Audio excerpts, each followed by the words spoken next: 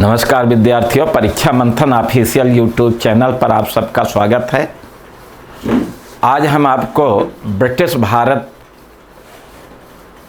के अंतर्गत जो गवर्नर जनरल और वायसराय आए, उनके कार्यकाल में क्या घटना घटी उसकी चर्चा करेंगे। तो देखिए, गवर्नर जनरल एवं वायसराय, इनके बारे में।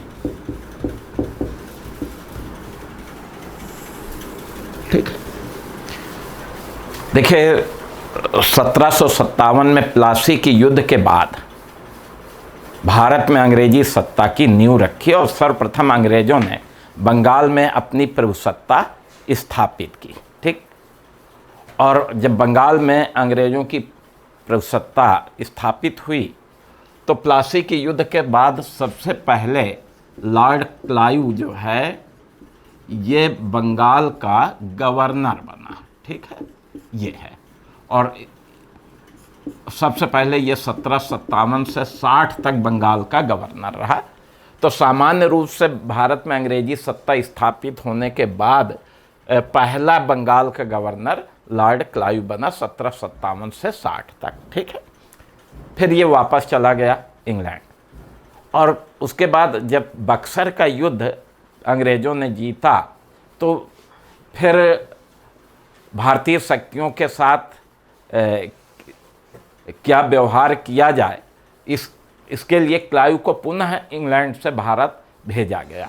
और फिर 1765 से 1767 तक पुनः 2 वर्ष तक ये बंगाल का गवर्नर रहा। ठीक है, तो ये 2 कार्यकाल लॉर्ड क्लाइव का था। अब ये अपने कार्यकाल के दौरान अगर देखा जाए तो पहले कार्यकाल के दौरान कोई खास बात नहीं रही।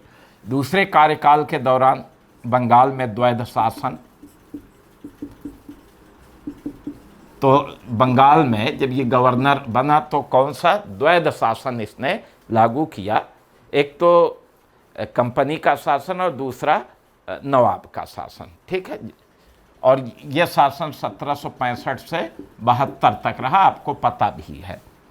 दूसरी चीज़ अगर देखा जाए तो लॉर्ड क्लाइव के दूसरे कार्यकाल के दौरान आप देखेंगे कि इसने 1765 में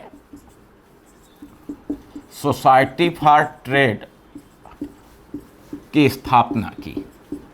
ये इसने स्थापित किया था और सोसाइटी फॉर ट्रेड की स्थापना करके इस सोसाइटी को जो है सुपारी, तंबाकू और नमक के व्यापार का एकाधिकार दिया गया कि इन 3 चीज़ों का व्यापार ये सोसाइटी फॉर ट्रेड करेगी। ठीक है, और इन व्यापार से जो लाभ मिलेगा वो कंपनी के पदाधिकारियों में बांट दिया जाएगा, इसलिए इसकी स्थापना हो जाती है। ठीक है, और इसी के समय में 1766 में एक विद्रोह होता है, श्वेत विद्रोह।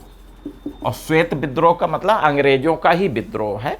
वास्तव में इसका कारण क्या था कि कंपनी सरकार ने बंगाल बिहार से बाहर जो सैनिक कार्यरत थे उन्हें दोहरा वेतन भत्ता देने की घोषणा की। तो बंगाल बिहार के अंग्रेज अधिकारियों ने विद्रोह कर दिया कि हमें क्यों नहीं दिया जा रहा। अंत में समझौते के द्वारा समझा बुझा करके इस विद्रोह का दमन कर दिया गया। ठीक है, तो ये लॉर्ड क्लाइव का कार्यकाल था, 1765 से 67 के बीच में ये था। ठीक है, फिर इसके बाद वेरेलेस्ट ये बंगाल का गवर्नर बन के आया 1767 से 69 के बीच में। ठीक है, ये इसका कार्यकाल रहा। और इसके कार्यकाल के दौरान एक महत्वपूर्ण घटना ये थी कि आंग्ल मैसूर संघर्ष। ठीक है, ये और आंग्ल मैसूर संघर्ष आप प्रथम इसको कर दीजिएगा। प्रथम आंग्ल मैसूर संघर्ष 1767 से 69 तक 67 to 69 लड़ा गया था। ठीक है, हैदर अली और अंग्रेजों के बीच में, जिसमें हैदर विजयी हुआ था। तो ये इसके शासनकाल की घटना है। इसके बाद फिर कर्टियर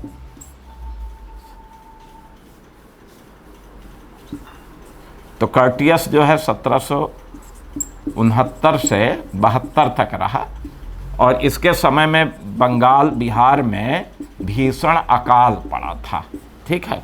और इस अकाल के दौरान बंगाल बिहार की 1/3 जनता जो है भूख से मर गई थी।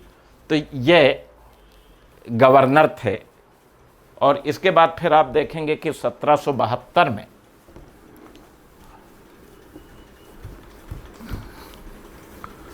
वारेन हेस्टिंग्स बंगाल का गवर्नर बन के आया, वारेन हेस्टिंग्स, ठीक है। 1772 से 85 तक रहा ये।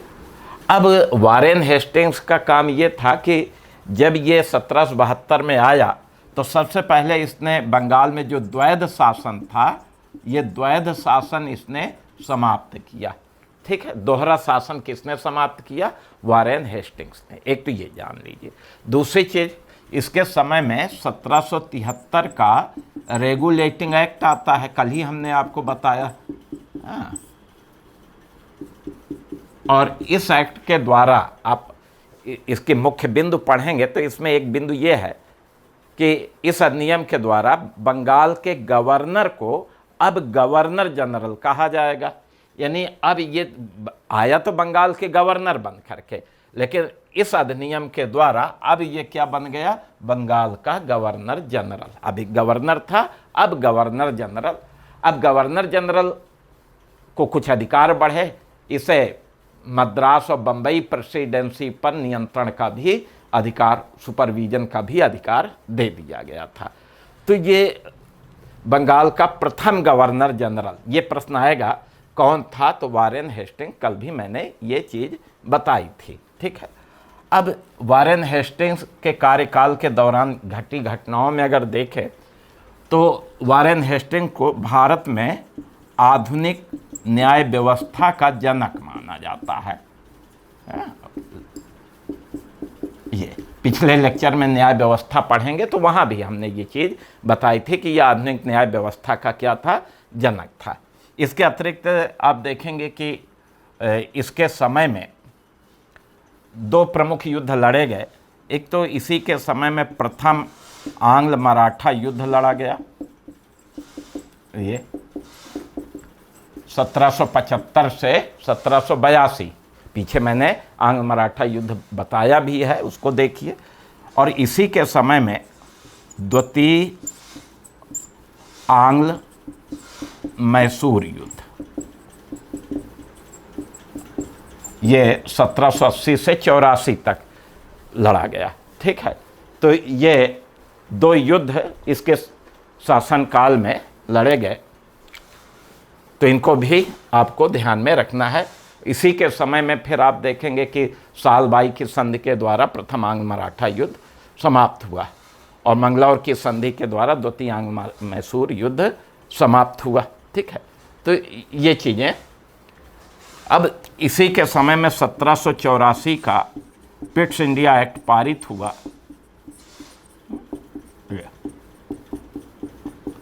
और इसी के विरोध में ये इस्तीफा दे करके वापस चला जाता है, ठीक है। जब ये ब्रिटेन वापस गया तो ब्रिटिश संसद में बर्क द्वारा, एक राजनीतिज्ञ थे बर्क के द्वारा इस पर महाभियोग का मुकदमा चलाया गया, और फिर संसद में इस पर महाभियोग का मुकदमा चला और अंततः 1795 में इसे बरी कर दिया गया। इस पर महाभियोग साबित नहीं हो सका, ठीक है। तो ये मुख्य घटनाएं जो है वारेन हेस्टिंग्स के समय की थी।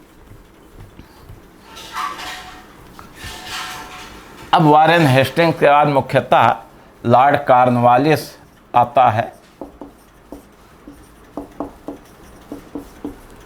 1786 से 93 तक ये। तो लॉर्ड कॉर्नवालिस बंगाल का गवर्नर जनरल बन करके आया।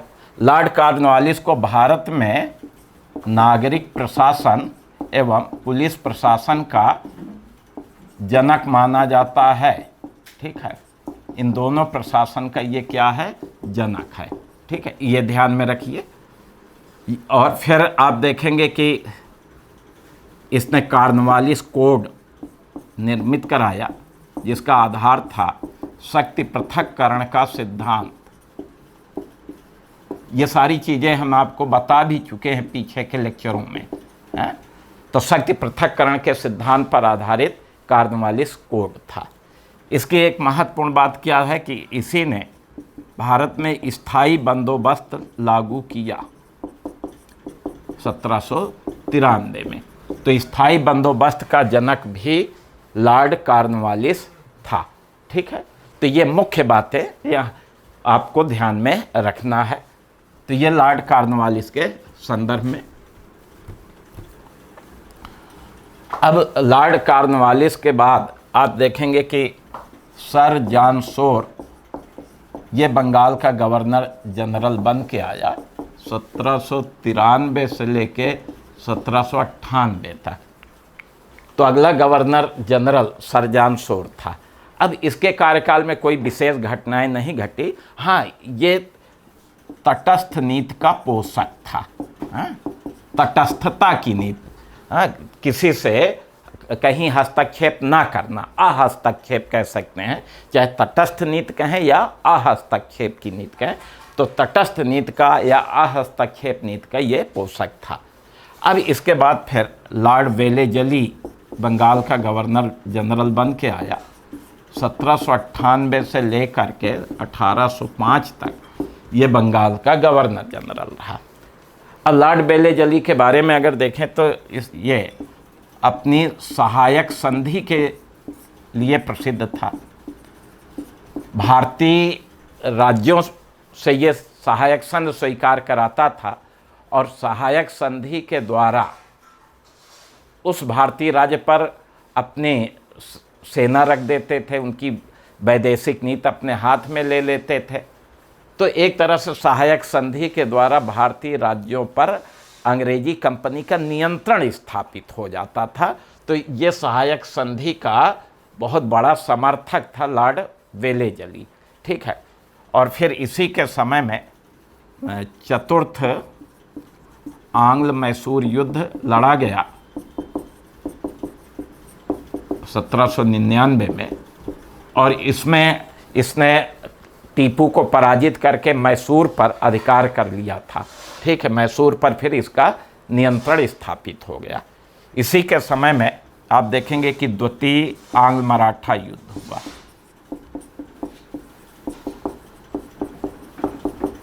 अठारह सौ 3 से 5।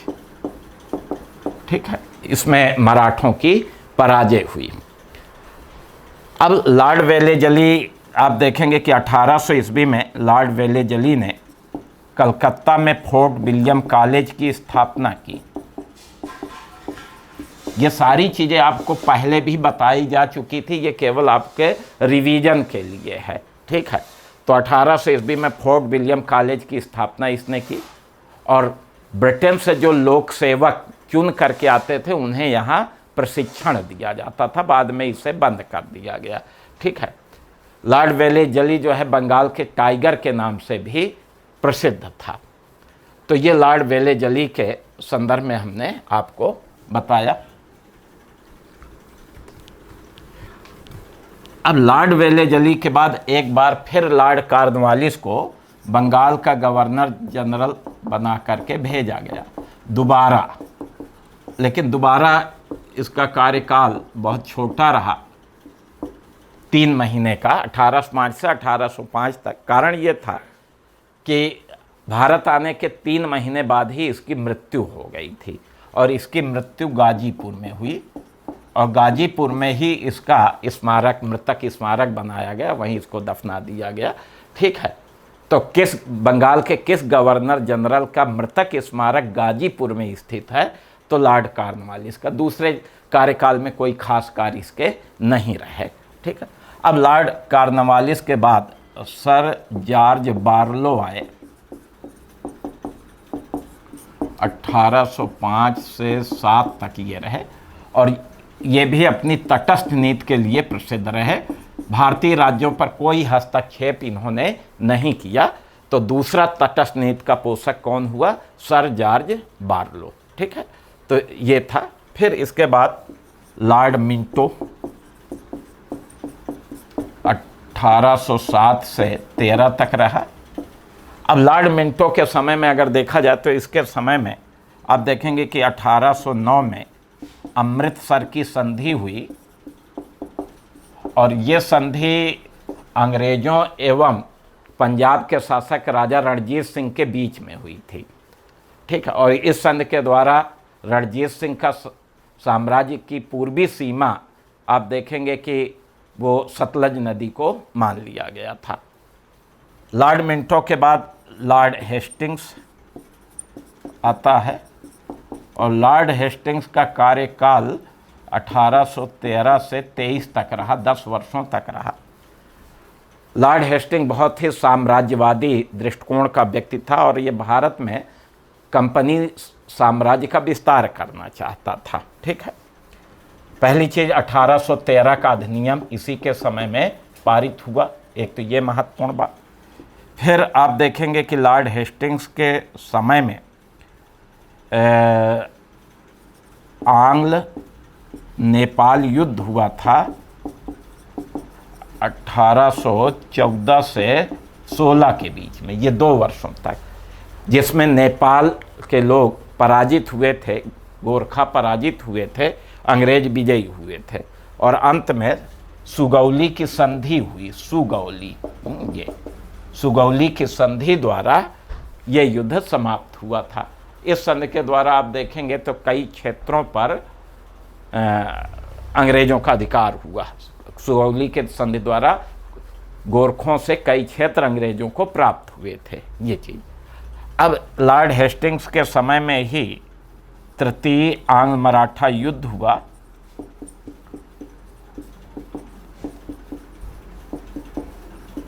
अठारह सौ 17-18 में, और इस युद्ध के बाद आप देखेंगे कि पेशवा का राज्य समाप्त कर दिया गया और मराठा राज्य को ब्रिटिश साम्राज्य में मिला लिया गया था। तो इसके समय में साम्राज्य का अत्यधिक विस्तार हुआ। ठीक है, इसके समय की एक महत्वपूर्ण घटना जो याद रखिएगा वो है पिंडारियों का दमन। इससे प्रश्न पूछा जाता है, पिंडारियों का दमन।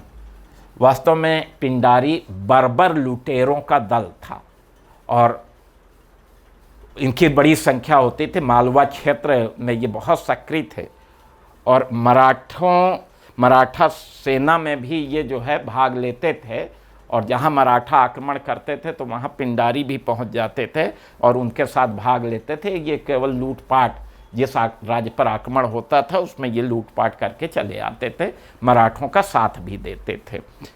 तो लॉर्ड हेस्टिंग्स ने इनके विरुद्ध व्यापक कार्रवाई शुरू की और अंत में पिंडारियों का इसने दमन कर दिया। तो ये लॉर्ड हेस्टिंग्स के समय की महत्वपूर्ण घटनाएं थीं।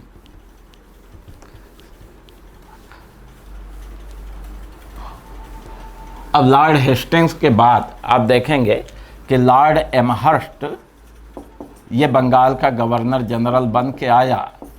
1823 से लेकर 1828 तक ये रहा। अब लॉर्ड एमहर्स्ट के समय की महत्वपूर्ण घटना क्या है? प्रथम आंग्ल बर्मा युद्ध। प्रथम आंग्ल बर्मा युद्ध ये 1824 से 26 के बीच में लड़ा गया था और इस युद्ध में बर्मा की सेना पराजित हुई थी, अंग्रेज विजयी हुए और अंततः यांडबू की संधि हुई। यांडबू की संधि, और इस संधि के द्वारा बर्मा से कुछ क्षेत्र अंग्रेजों ने प्राप्त किया था। तो इसके समय की ये एक महत्वपूर्ण घटना है, प्रथम आंग्ल बर्मा युद्ध। अब लॉर्ड एमहर्स्ट के बाद लॉर्ड विलियम बेंटिंग आता है। लॉर्ड विलियम बेंटिंग 1828 से 35 तक।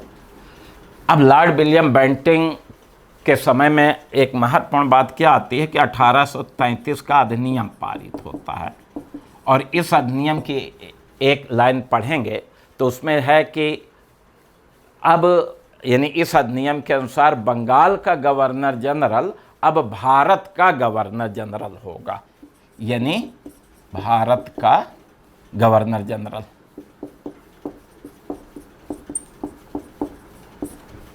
तो लॉर्ड विलियम बेंटिंक अभी तक 1833 से पहले तक बंगाल का गवर्नर जनरल था, लेकिन बंगाल का गवर्नर जनरल अब क्या कहलाएगा?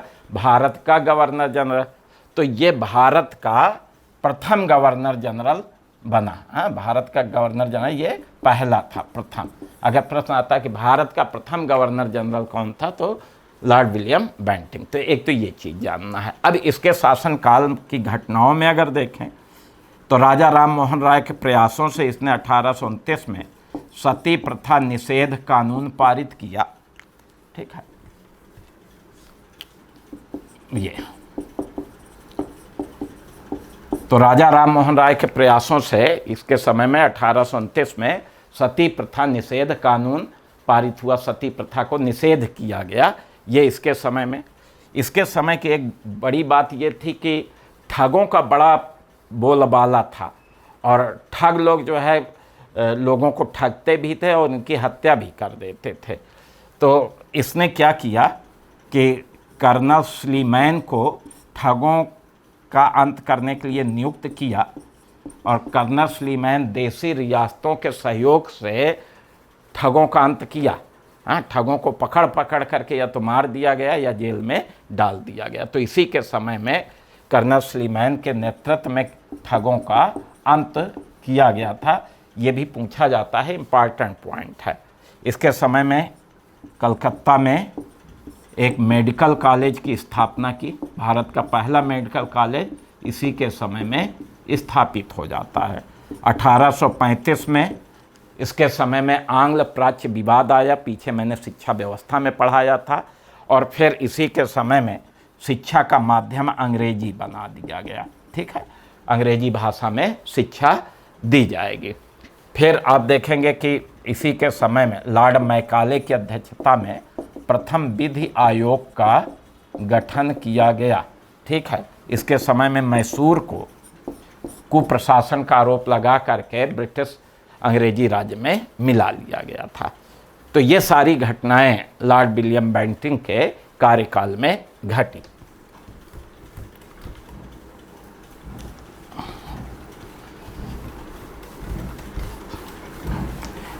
अब लॉर्ड विलियम बेंटिंक के बाद सर चार्ल्स मेटकाफ ये भारत का गवर्नर जनरल बना 1835 से 36 तक। और मेटकाफ अपने एक काम के लिए जाना जाता है, वो ये है कि अभी तक समाचार पत्रों पर बहुत सारे प्रतिबंध सरकार ने लगा दिए थे। इसने समाचार पत्रों पर से सारे प्रतिबंध हटा दिए, इसीलिए इसे समाचार पत्रों का मुक्तिदाता कहा जाता है। समाचार पत्रों का मुक्तिदाता है। यहाँ से प्रश्न आपको मिल जाएगा कि समाचार पत्रों का मुक्तिदाता कौन सा गवर्नर जनरल था? Sir Charles Metcalfe. केवल एक ही कार्य याद रखना है। फिर लॉर्ड ऑकलैंड इसके बाद आते हैं। लॉर्ड ऑकलैंड का शासनकाल था 1836 से 42 तक। ये था। अब लॉर्ड ऑकलैंड के समय में आंग्ल प्राच्य विवाद समाप्त हुआ। शिक्षा के क्षेत्र में अधोमुखी निस्यंदन सिद्धांत सरकारी तौर पे लागू हुआ। सबसे महत्वपूर्ण बात यह था कि इसके समय में प्रथम आंग्ल अफगान युद्ध हुआ और ये युद्ध 1838 से 42 के बीच में लड़ा गया और इस युद्ध में अंग्रेज पराजित हुआ।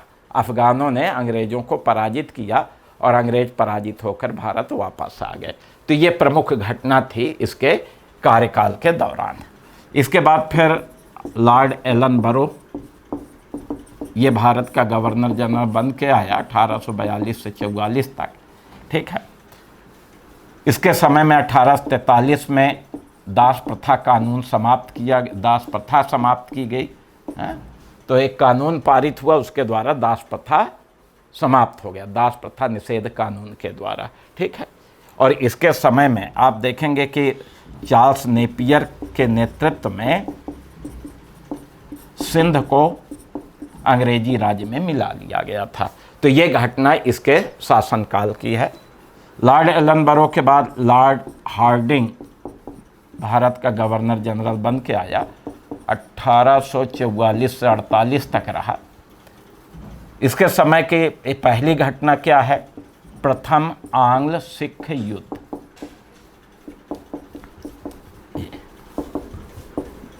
जो 1845-46 में लड़ा गया, ठीक है। और इस युद्ध में सिख पराजित हुए थे, अंग्रेजों को विजय मिली। और दूसरी चीज, इसने एक आदिवासी जात थी खोंड, तो खोंड जनजात में मौर्या नामक नरबली प्रचलित थी। तो मौर्या क्या थी? एक नरबली। ये आदिवासी लोग जो है किसी आदमी को पकड़ करके उसी बलि देते थे, और इनका मानना था कि इससे हमारे भगवान खुश होंगे, हमें समृद्धि देंगे, खेती अच्छी होगी। तो इसके लिए तो लॉर्ड हार्डिंग ने खोंड जनजात में प्रचलित ये नर बलि को समाप्त किया था, जिसके कारण खोंडों ने विद्रोह भी कर दिया और अंत में खोंड विद्रोह का दमन कर दिया गया। तो ये लॉर्ड हार्डिंग के समय की घटना है।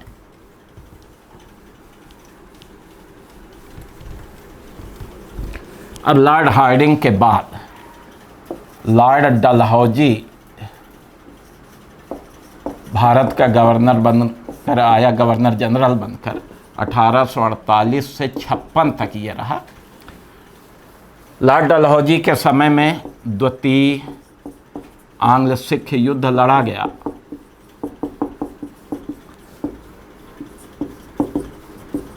अठारह 48-49, और इस युद्ध में सिख पूर्णतः पराजित हो गए थे। और जब सिख पूरी तरह से पराजित हो गए तो पंजाब राज्य को अंग्रेजी राज्य में मिला लिया गया था। एक तो ये, फिर इसके समय में द्वितीय आंग्ल बर्मा युद्ध हुआ बर्मा के साथ, ठीक है।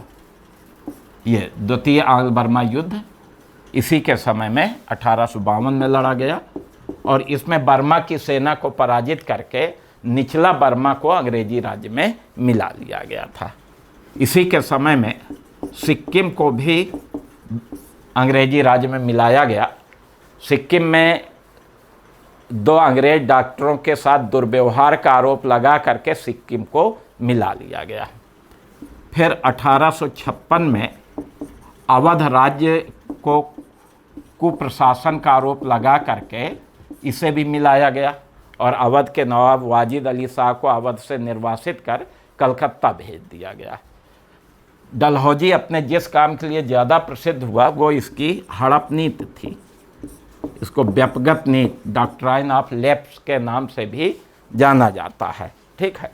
तो ये है, और हड़प नीति के द्वारा जिन देसी नरेशों के पुत्र नहीं थे उन्हें गोद लेने का निषेध करके उनके राज्य को ब्रिटिश राज्य में मिला लिया गया। इनमें आप देखेंगे कि सतारा, संभलपुर, जैतपुर, बघात, उदयपुर, झांसी, ये सब राज्य थे, नागपुर, इन राज्यों को ब्रिटिश राज्य में मिलाया गया था, ठीक है। इसके अतिरिक्त आप देखेंगे कि इसी के समय में पहली बार भारत की ग्रीष्मकालीन राजधानी शिमला को बनाई गई। बाकी समय की राजधानी कलकत्ता थी, और गर्मियों की राजधानी कहाँ बना दी गई? शिमला, ठीक है। और दूसरी चीज़, गवर्नर जनरल के कार्य बोझ को कम करने के लिए बंगाल में एक लेफ्टिनेंट गवर्नर की नियुक्ति भी इसी के समय में होती है, ठीक है। तो ये चीज़, अब इसके समय के अन्य चीज़, इसे भारत में रेलवे का जनक माना जाता है, क्योंकि इसी के समय में सर्वप्रथम भारत में रेलवे का विस्तार हुआ। बम्बई से थाने तक 1853 में रेलवे लाइन बिछाई गई, फिर उसके बाद विस्तार होता गया। हाँ, इसी के समय में आप देखेंगे कि डाक सुधार अधिनियम पारित हुआ, और पहली बार भारत में डाक टिकट इसके समय में जारी हुआ। इसने सर्वप्रथम सार्वजनिक निर्माण विभाग की स्थापना की। तो इसी के समय में सार्वजनिक निर्माण विभाग खोला गया। इसी के समय में लोक सेवा विभाग की स्थापना होती है। तो एक तरफ से अगर देखा जाए तो भारत को आधुनिकीकरण करने में भी इसकी भूमिका रही, यद्यपि ये सब औपनिवेशिक हित से प्रेरित थे, ब्रिटिश हित से प्रेरित थे। तो ये डलहौजी के समय के महत्वपूर्ण घटनाएं हमने आपको बताई।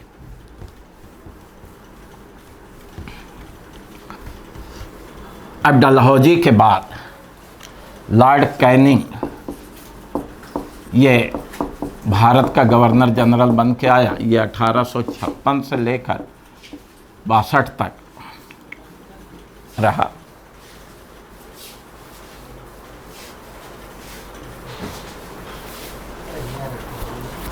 तो 1856 से 62 तक लॉर्ड कैनिंग।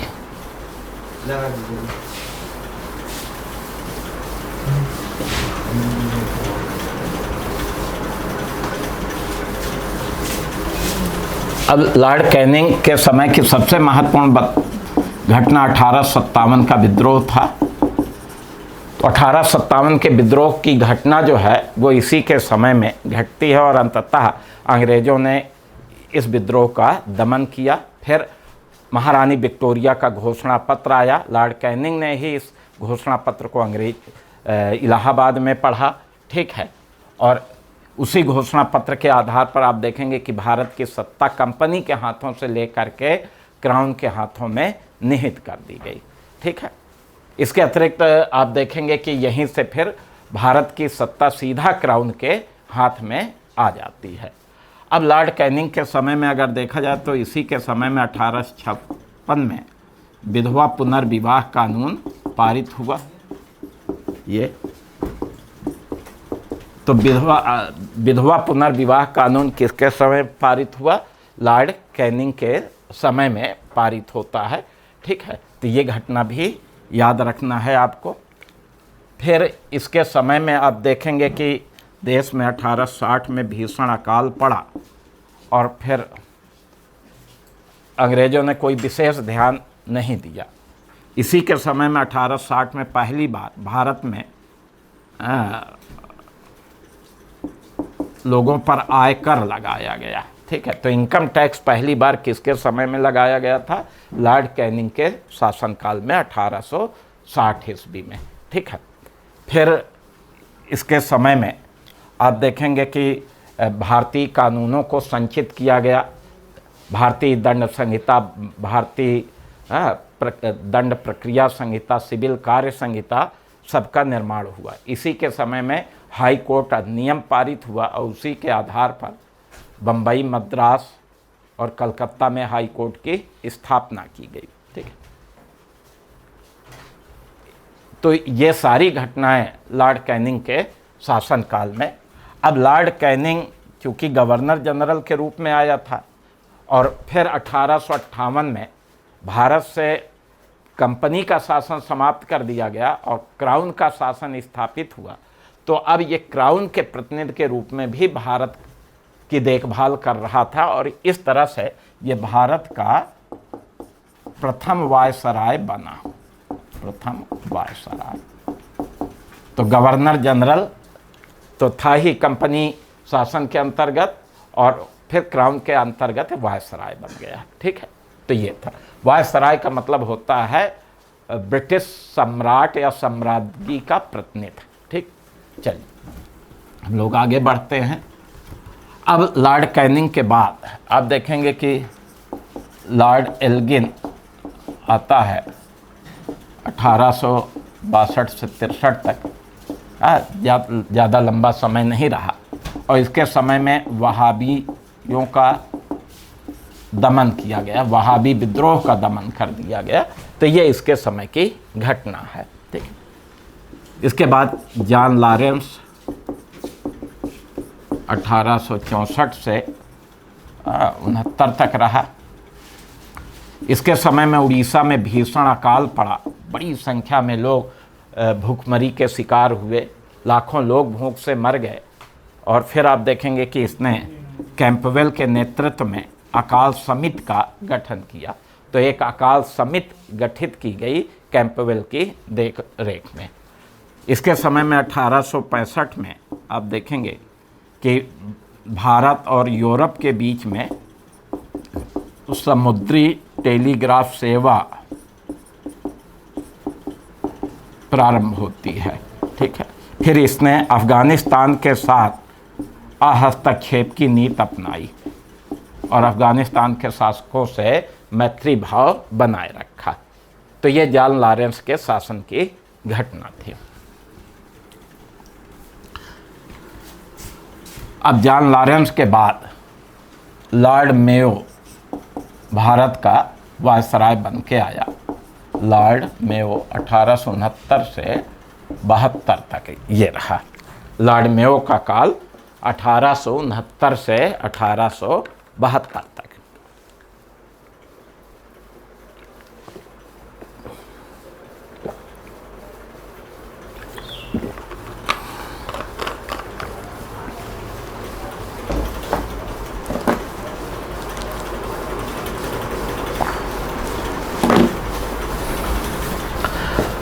अब लॉर्ड मेयो के समय की घटना अगर देखें तो लॉर्ड मेयो ने अजमेर में मेयो कॉलेज की स्थापना की और एक तरह से इस कॉलेज में देसी नरेशों के पुत्र, अधिकारियों के पुत्र इसमें अध्ययन करते थे। तो ये मेयो कॉलेज की स्थापना इसी ने की। फिर इसने, आप देखेंगे कि आयकर और नमक कर में वृद्धि की, ये भी इसका कार्य रहा। ठीक है, आयकर और नमक कर में वृद्धि। एक कृषि विभाग की भी इसने स्थापना की। 1871 ईस्वी में इसने पहली बार प्रायोगिक जनगणना का कार्य किया, लेकिन ये प्रायोगिक थी, कोई नियमित नहीं। हाँ, नियमित जनगणना जो है भारत में 1881 में शुरू होती है लॉर्ड रिपन के काल से। ठीक है, लेकिन ये प्रायोगिक जनगणना जो है लॉर्ड मेयो के समय में शुरू हुई थी। 1872 ईस्वी में अंडमान में एक अफगान ने लॉर्ड मेयो की हत्या कर दी। तो ये भारत का एक ऐसा गवर्नर वायसराय था जिसको उसके कार्यकाल के दौरान ही उसकी भारत में हत्या कर दी गई। ठीक है, इसके बाद लॉर्ड नॉर्थब्रुक ये भारत के वायसराय बन के आए। 1872 से लेकर के 76 तक ये रहे। ठीक है, और इनके समय की एक महत्वपूर्ण घटना ये रही कि इन्हीं के समय में भारत में स्वामी दयानंद सरस्वती ने 1875 में आर्य समाज की स्थापना की थी। ठीक है, फिर इन्होंने क्या किया कि 1875 में बड़ौदा के शासक मल्हार राव गायकवाड़ को कुप्रशासन का आरोप लगा करके इनको पद से हटा दिया और इनके स्थान पे इनके भतीजे को शासक नियुक्त किया। तो ये दो घटनाएं जो है इनके शासन की रही हैं। अब लॉर्ड नॉर्थब्रुक के बाद अगर आप देखें तो भारत का अगला वायसराय लॉर्ड लिटन आया। लॉर्ड लिटन, इसका शासन काल अगर देखें, कार्यकाल 1876 से लेकर के ये 1880 तक रहा। 76 से 80। अब लॉर्ड लिटन का कार्यकाल अगर देखा जाए तो अपने प्रतिक्रियावादी कार्यों के लिए जाना जाता है। इसके समय में 1877 में दिल्ली दरबार का आयोजन हुआ। महारानी विक्टोरिया के सम्मान में दिल्ली दरबार का आयोजन हुआ और देश में इसकी घोर प्रतिक्रिया हुई थी। पिछले लेक्चर में हमने बताया भी था। ठीक है, फिर इसी के समय में 1877 में सिविल सेवा परीक्षा की जो आयु थी वो 21 साल से घटा करके अधिकतम 19 साल कर दी गई और इस कार्य की भी बहुत प्रतिक्रिया हुई और इसके विरुद्ध सिविल सर्विस आंदोलन भी चलाया गया।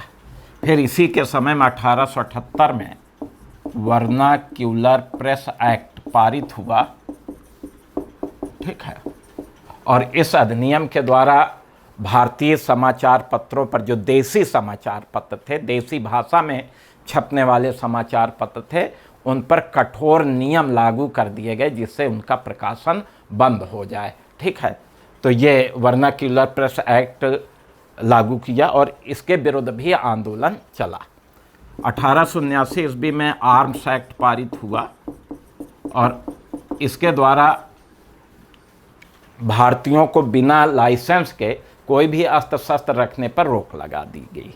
ठीक है, इसी के समय में द्वितीय आंग्ल अफगान युद्ध लड़ा गया।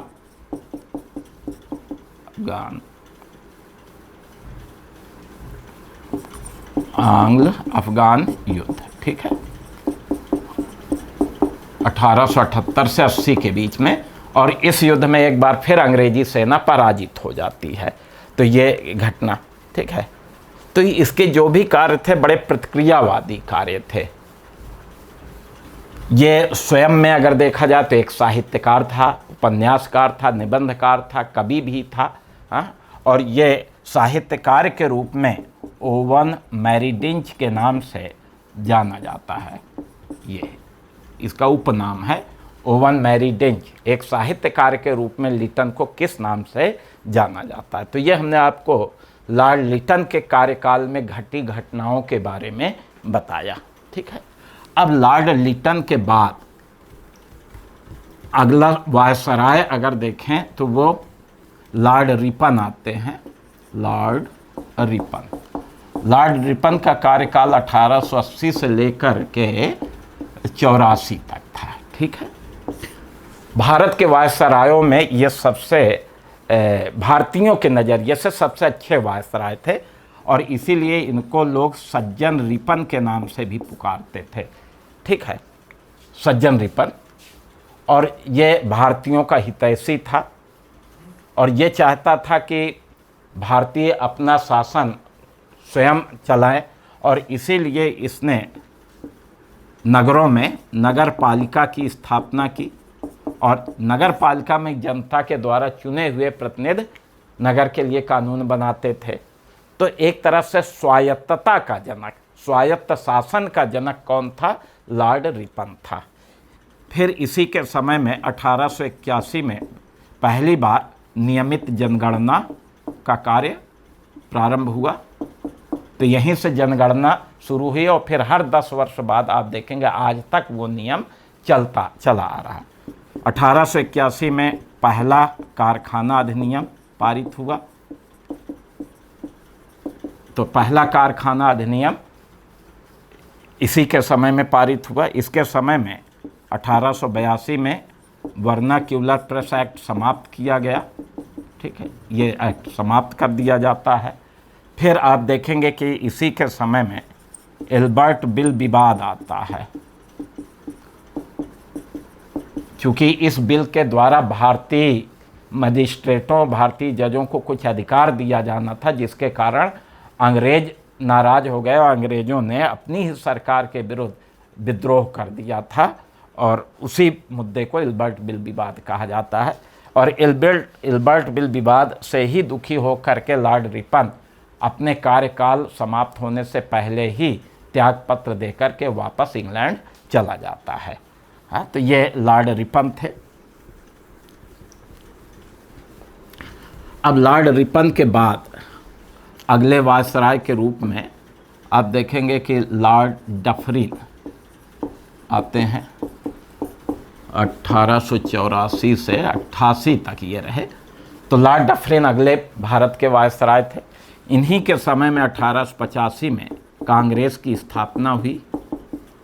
तो कांग्रेस की स्थापना के समय भारत का वायसराय कौन था? लॉर्ड डफरिन था।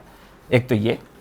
फिर 1885 में बंगाल टेनेंसी एक्ट पारित हुआ और इसके द्वारा जमींदारों के विरुद्ध किसानों को संरक्षण मिला। 1886 में अवध टेनेंसी एक्ट और 1887 में पंजाब टेनेंसी एक्ट पारित होता है। ठीक है, तो ये कानून इसके समय में पारित हुए।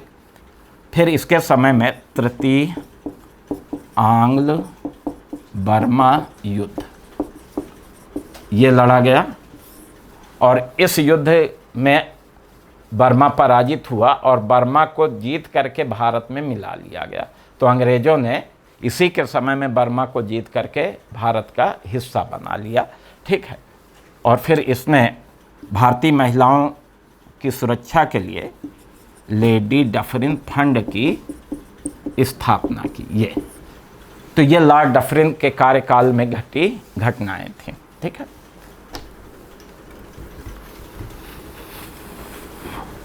अब लॉर्ड डफरिन के बाद अगला वायसराय के रूप में लॉर्ड लैंसडाउन 1888 से 1894 तक ये रहा। ठीक है, तो लैंसडाउन 1888 से 94 तक रहा। इसके समय में 1893 में एक सरकारी प्रतिनिधि मंडल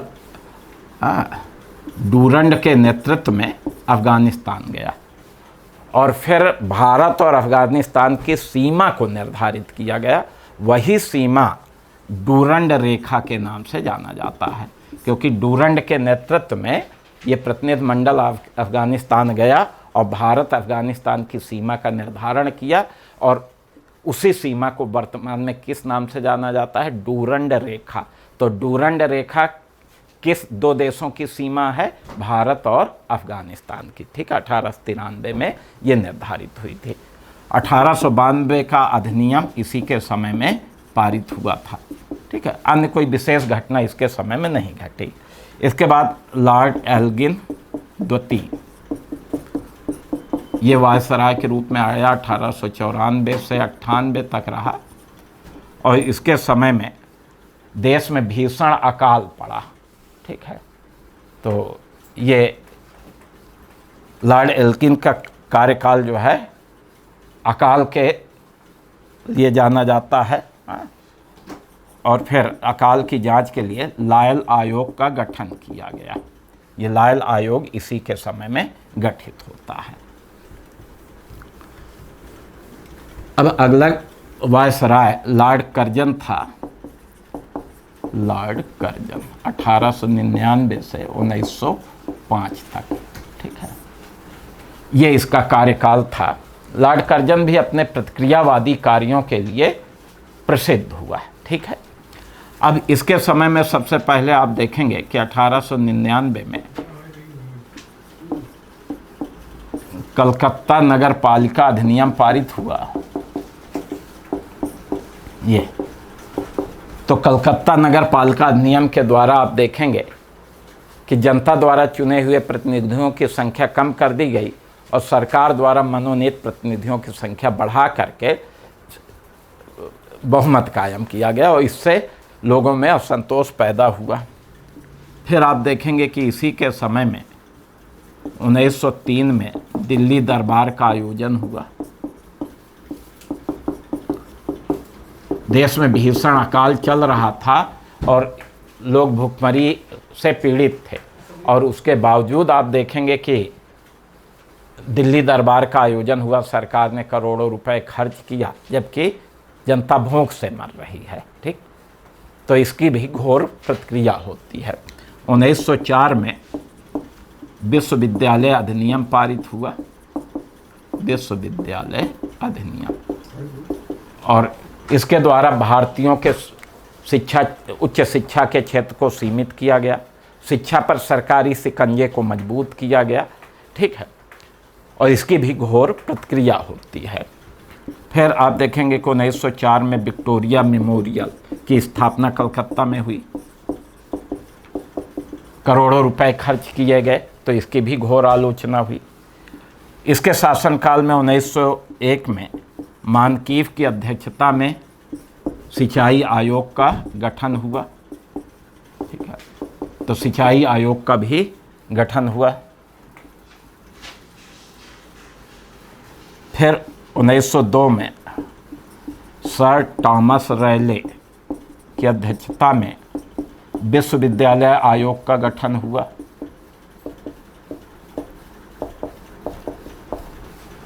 आगे फिर आप देखेंगे कि 1902 में ही सर एंड्रयू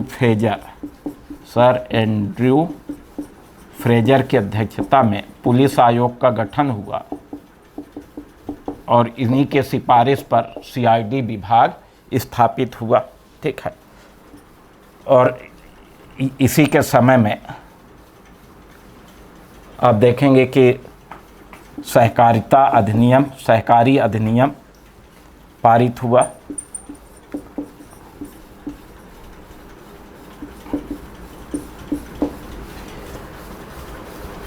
तो सहकारी उधार समिति अधिनियम, उसी को सहकारी अधिनियम कहते हैं। तो सहकारिता का जनक भी इसे कहा जाता है। ये भारतीय पुरातत्व का ज्ञाता था। इसके समय में भारतीय पुरातत्व संरक्षण अधिनियम 1904 पारित हुआ, ठीक है। इसके समय में रेलवे का सर्वाधिक विकास हुआ। इसी के समय में लॉर्ड किचनर भारत का सेनापति बन करके आया और बंगाल विभाजन पर लॉर्ड कर्जन और लॉर्ड किचनर के बीच विवाद भी हुआ। उसी को कर्जन किचनर विवाद के नाम से जाना जाता है। लॉर्ड कर्जन का सबसे अप्रिय कार्य अगर देखा जाए तो 1905 का बंगाल विभाजन था। बंगाल विभाजन ये लॉर्ड कर्जन का सबसे अलोकप्रिय, सबसे अप्रिय कार्य था, जिसकी देश में घोर आलोचना हुई और इसके परिणाम स्वरूप देश में स्वदेशी और बहिष्कार आंदोलन हुआ। हाँ, तो ये लॉर्ड कर्जन के शासनकाल कार्यकाल की घटनाएं हमने आपको बताई।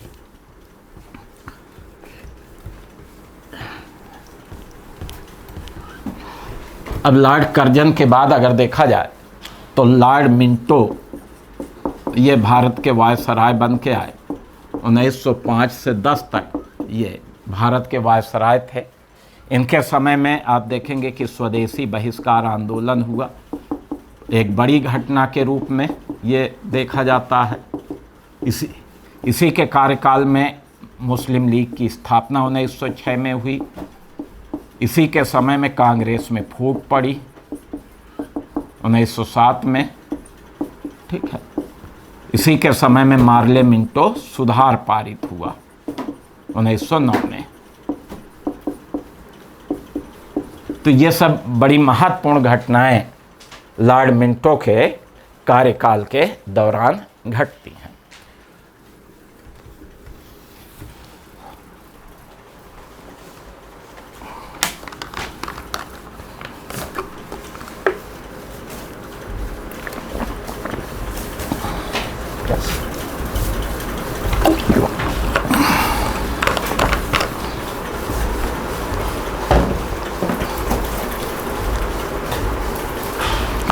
अब लॉर्ड मिंटो के बाद आप देखेंगे कि लॉर्ड हार्डिंग भारत के वायसराय बन के आए 1910 से लेके 1916 तक।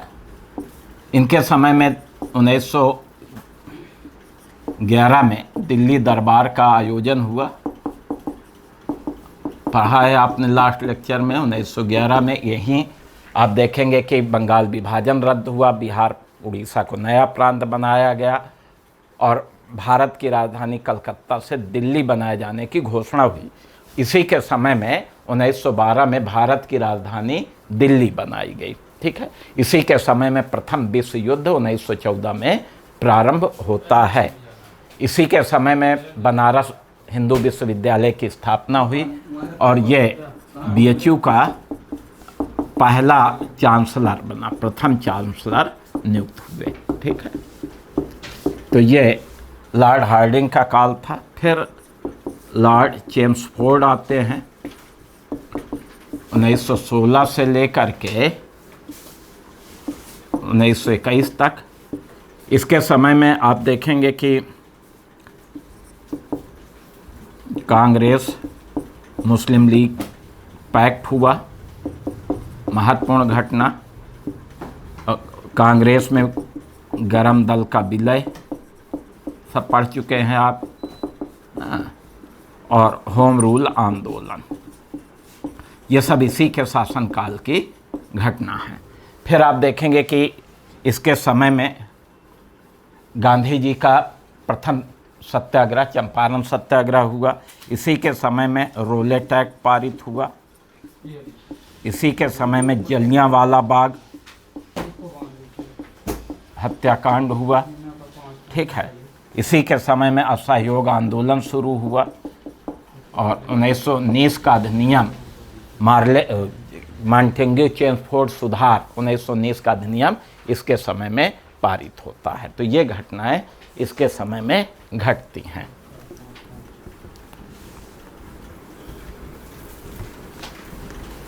अब इसके बाद आप देखेंगे कि लॉर्ड रीडिंग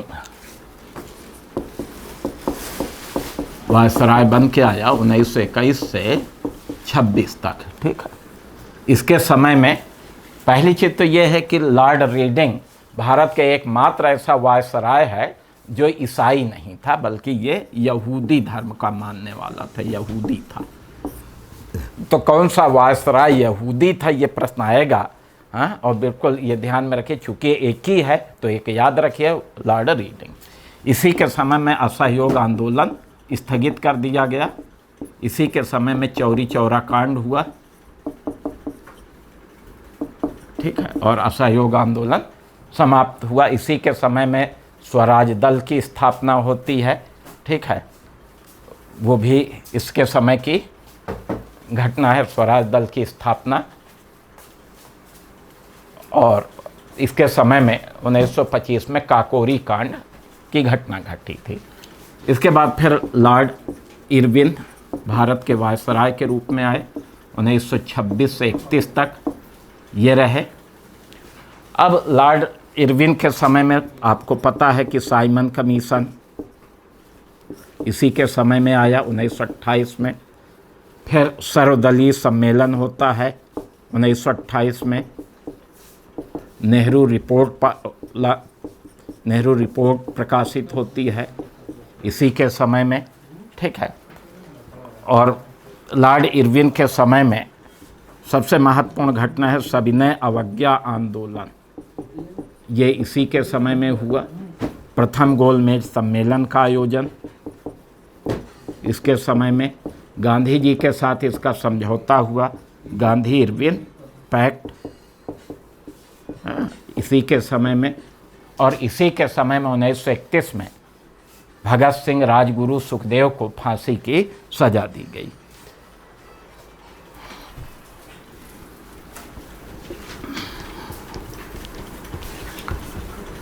अब इसके बाद आप देखेंगे कि लॉर्ड वेलिंगटन आते हैं, जिसका समय 1931 से 36 था, ठीक है। इसके समय में द्वितीय गोलमेज सम्मेलन का आयोजन होता है, एक तो ये। फिर आप देखेंगे कि इसी के समय में सांप्रदायिक पुरस्कार,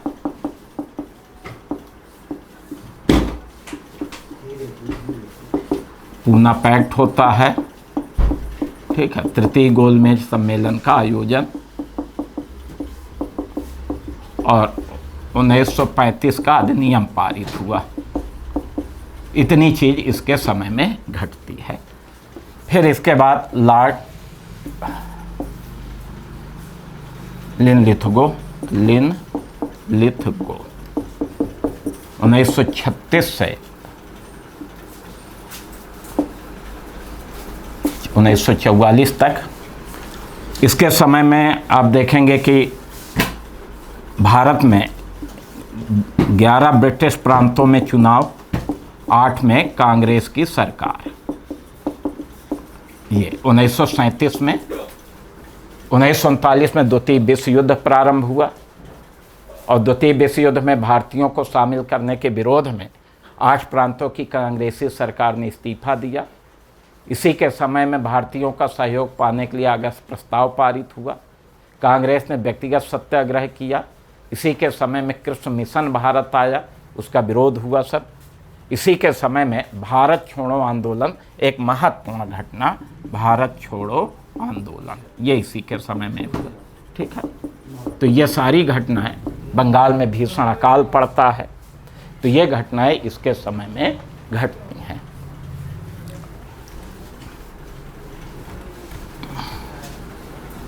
अब इसके बाद लॉर्ड वेबल आते हैं 1944 से 47 तक। और इसके समय में एक तो इन्होंने वेबल योजना प्रस्तुत की, शिमला सम्मेलन हुआ, असफल रहा।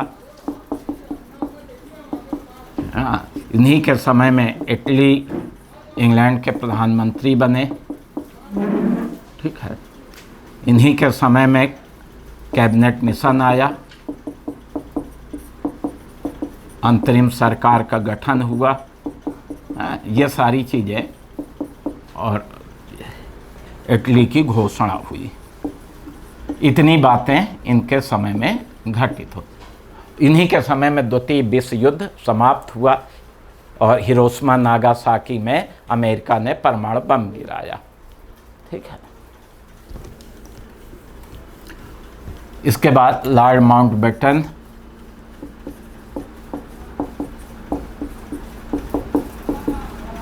(1947 से 1948 तक भारत में रहे, लेकिन इनका 2 तरह का कार्यकाल रहा। ये ब्रिटिश भारत के अंतिम वायसराय थे और स्वतंत्र भारत के पहले गवर्नर जनरल थे। हाँ, एक तो ये चीज़। अब लॉर्ड माउंटबेटन ने, आप देखेंगे, भारत विभाजन की योजना तैयार की, और भारत विभाजन की जो योजना थी, इसी योजना को 3 जून की योजना, माउंटबेटन योजना, डिकी बर्ड की योजना के नाम से भी जाना जाता है। भारत विभाजन योजना आप पढ़ ही चुके हैं। इसी के समय में भारत स्वतंत्रता अधिनियम पारित होता है। इसी के समय में भारत का विभाजन हुआ, पाकिस्तान का निर्माण हुआ, अब देखेंगे। और फिर इसी के समय में 15 अगस्त 1947 को भारत को स्वतंत्रता प्रदान की गई। तो इस तरह से आप देखेंगे कि लॉर्ड माउंटबेटन ने 15 अगस्त 1947 को भारत को आज़ादी प्रदान की। अब स्वतंत्रता प्राप्ति के बाद आप देखेंगे कि ये स्वतंत्र भारत का पहला गवर्नर जनरल बना। 1948 में ये चला गया। 1948 में इसके जाने के बाद सी राजगोपालाचारी स्वतंत्र भारत के पहले भारतीय गवर्नर जनरल और स्वतंत्र भारत के अंतिम गवर्नर जनरल थे। पहले भारतीय गवर्नर जनरल थे और अंतिम गवर्नर जनरल थे। 1948 से 50 तक ये रहे। और इस तरह से आप देखेंगे कि ये भारत में गवर्नर जनरल और वायसराय का कार्यकाल था। तो ये हमने आपको एक लंबा आपको सारी चीज़ें बताई। कल हम आपको नेहरू युग के बारे में बताएंगे, 1947 से 1964 के बीच में। बहुत बहुत धन्यवाद।